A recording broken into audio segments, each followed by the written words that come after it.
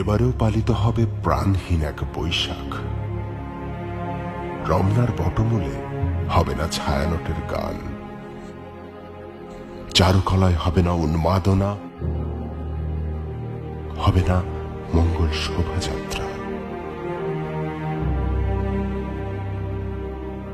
বর্ষবরণের অন্যতম স্থান শাহবাগ এলাকায় থাকবে না কোনো আয়োজন।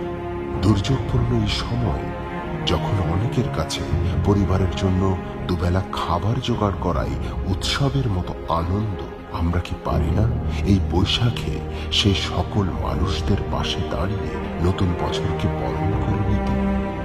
আসুন এবারের বৈশাখকে আমরা একটু অন্যরকম ভাবে দেখি। ব্যক্তিগত আনন্দকে প্রাধান্য না দিয়ে আনন্দ ভাগ করে নিয়ে আমাদেরই পাশে থাকা অনেক সুবিধা বঞ্চিত মানুষদের সাথে। এই শুভকামনায় মাদার স্মাইল প্রথম পরিবারের পক্ষ থেকে সবাইকে জানাই পহেলা বৈশাখের শুভেচ্ছা।